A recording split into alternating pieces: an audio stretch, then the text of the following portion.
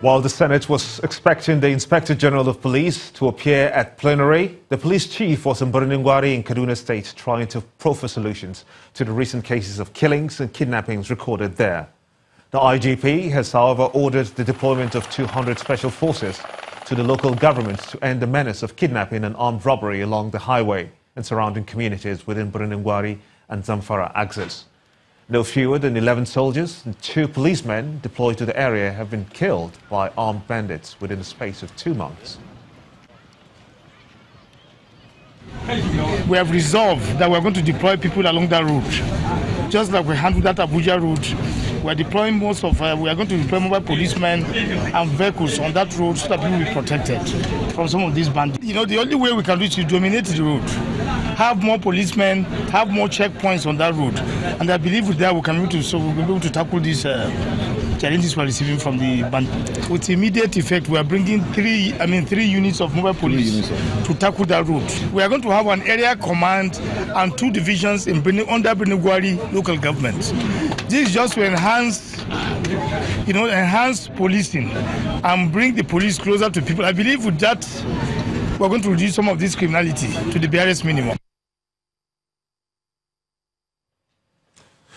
In the meantime, what would have been another case of kidnap was today aborted by the police in the Sabo area of Lagos as 2 underage children were rescued from a middle-aged woman who is suspected to have kidnapped them. The suspect, Mary Vera Henry, was discovered to have abducted the children on the streets while on errand.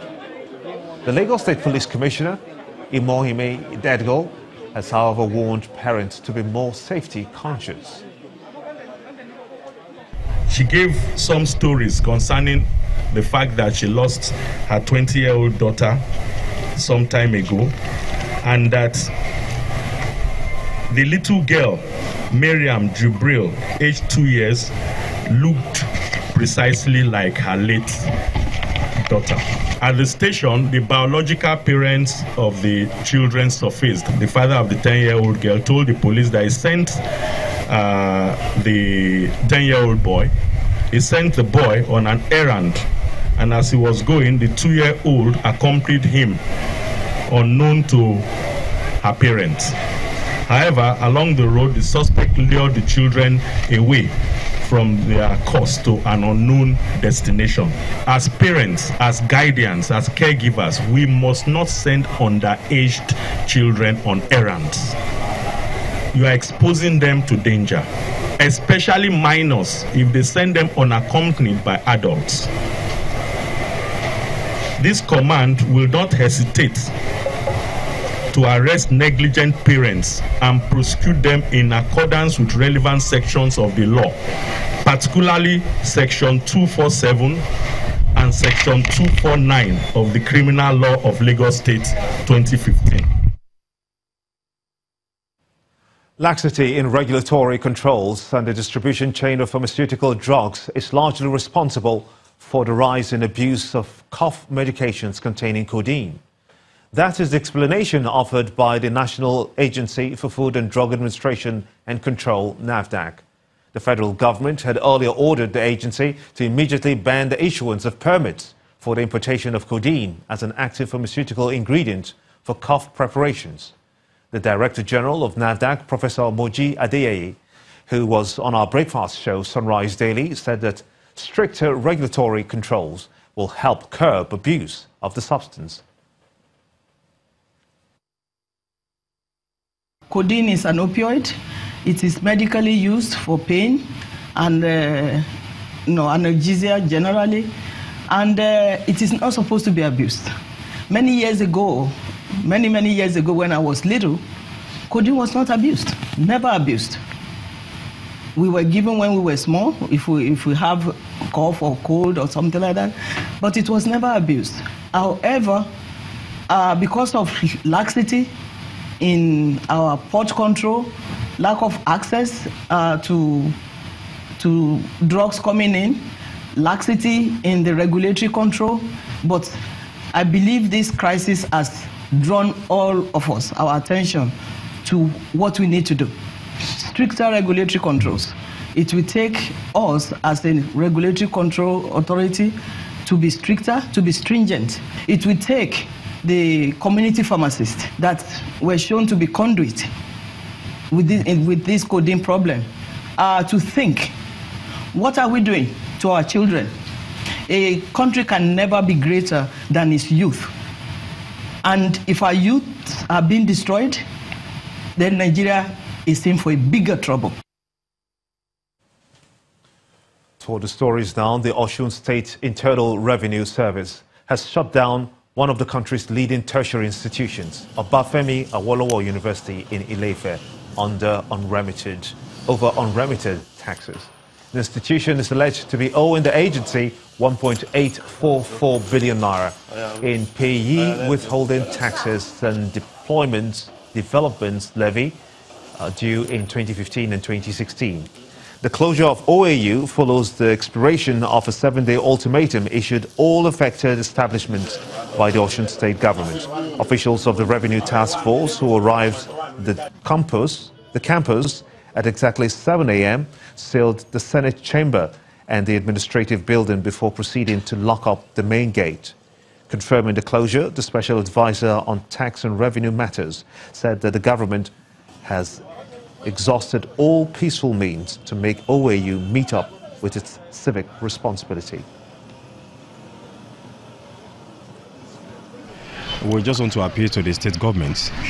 Being a university institution, that the state government should just allow us, to just go on with our normal business because of the future of the youth. And since this involves money, we have not said we will not pay. We have been faithful to an agreement to some extent, and is a thing that we will resolve soonest. As at this morning, at the expiration of 7 days' notice, OAU refused to come, Samia refused to come. Yes, give it to them. Globalcom responded, Wetland responded, Nine Mobile responded, and so many others. But also others just ignore their call, and we feel that that is callous, wicked, and totally condemnable. That is why we have now come to enforce the order we got from the court to distrain. What we are talking about now, it's about 1.9 billion. You're watching the news at 10 on Channels Television, live from Lagos. Time now for business news with Ann Waldo.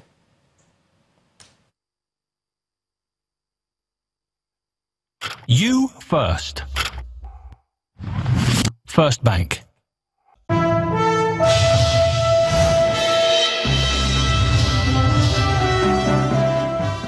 Thanks a lot, Gimba. The African Development Bank has outlined new industrial projects it is supporting across Africa for this year.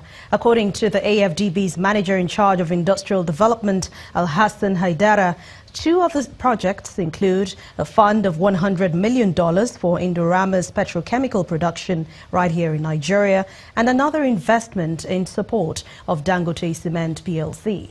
The announcement was made in Abidjan, the capital of Côte d'Ivoire, where AFDB officials are holding a week-long briefing with business journalists selected from across Africa and South Korea. The Association of Bureau de Change Operators in Nigeria has unveiled a foreign exchange publication portal aimed at achieving rate review from the central bank. Now, this launch was held right here in Lagos. It also offered an opportunity for the group to talk about its challenges. The activities of Bureau de Change operators in an economy cannot be overemphasized as a result of their services to corporates and individuals. The traders who have endured misconceptions about their rates over the years now have the need to change the wrong perception, a development that informs the launch of this portal, NigerBDCs.com. It is a great stride by APCON in their advances into the introduction of ICT and entry further into the knowledge-based economy and society. We are a professional organization. We are not ready to go to street. And that is why we are coming with a solution to solve the concern. But this does not mean that it's all rosy for the traders who appeal to the CBN for a review of charges on transactions. COT charges is very high. Sometimes we pay ₦1 per mil.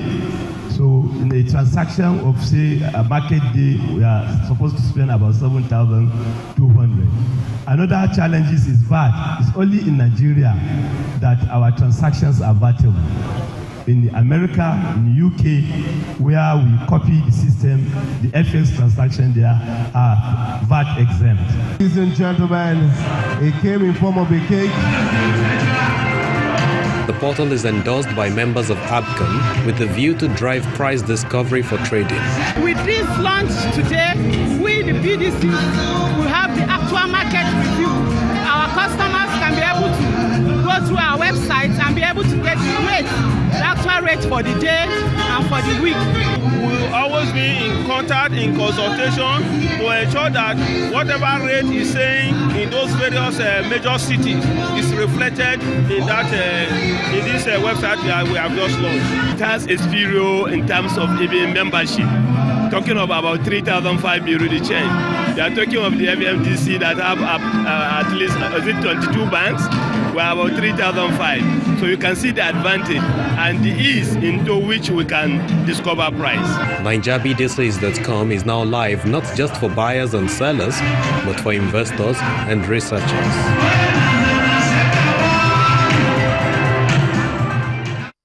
It's a weak but positive start in the month of May for the equities market, following renewed investor interest in some choice stocks. For details on this, let's join Teniola Shibowale.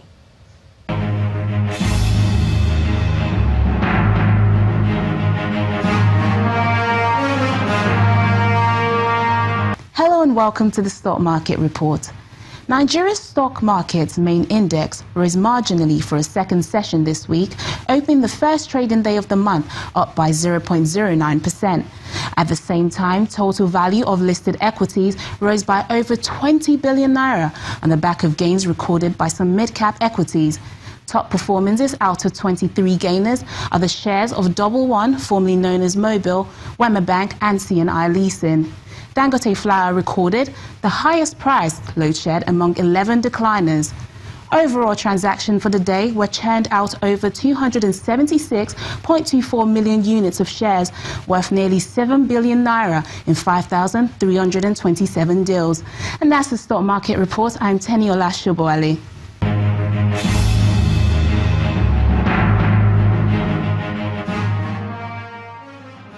Thank you, Teniola. As for European stock markets, they closed the session higher today, focusing on earnings despite the slowdown in Eurozone manufacturing. But on the other hand, it's a negative performance for US and Asia.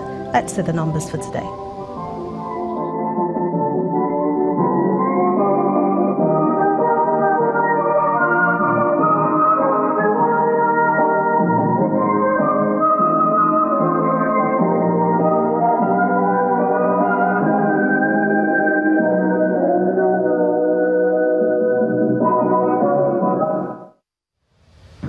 With those numbers, we end business news for tonight. Thank you for watching. I'm Anne Nwawadu. It's back to you, Gimba.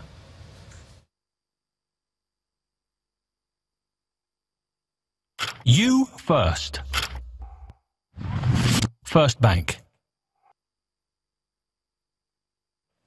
Still ahead on the news at 10, boxing promoter Eddie Hearn reveals proposed heavyweight unification bout between Anthony Joshua and Deontay Wilder, 70% likely to take place. That's on sports news. Stay with us.